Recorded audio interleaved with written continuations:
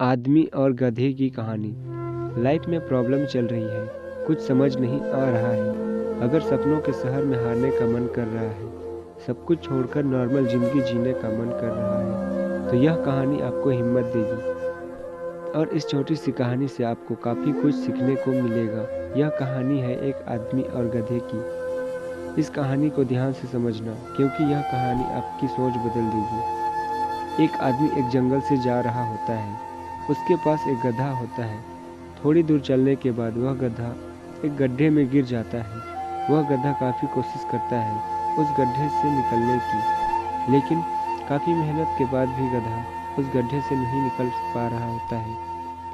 उस आदमी ने काफ़ी अलग अलग उपाय सोचे गड्ढे को गड्ढा से बाहर निकालने के लिए, लेकिन वह आदमी हार मानकर यह सोच लेता है कि उसका गड्ढा उस गड्ढे से बाहर नहीं निकल सकता।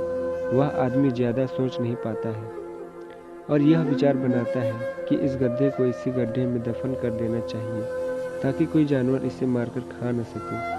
आदमी को थोड़ी ही दूर एक मिट्टी का ढेर दिखाई देता है।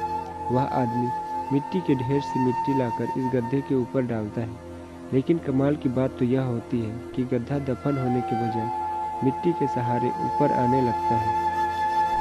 यह देखकर वह आदमी खुश होता है और सोचता है कि मैं तो इसे दफन करने वाला था। अगर अब मैं इस गड्ढे को ही भर दूं, तो मेरा गड्ढा ऊपर आ जाएगा।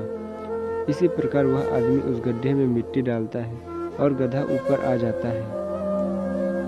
दोस्तों, इसी तरह जब हमारी ज़िंदगी में भी कई दिक्कत या परेशानी आती है, तो उसे हम सिर्फ अपने दिमाग में ही सोचते रहते हैं कि प्रॉब्लम का सॉल्व कैसे करें, और दिमाग में ही सोच लेते हैं कि यह प्रॉब्लम का सॉल्व नहीं होगा और हम छोड़ देते हैं। हमें उस प्रॉब्लम के लिए एक्शन लेना होगा, और जब हम उसे एक्चुअल में करने जाएंगे तो हमें और भी आइडिया आने लगेंगे और वह एकदम आसानी से हो जाएगा।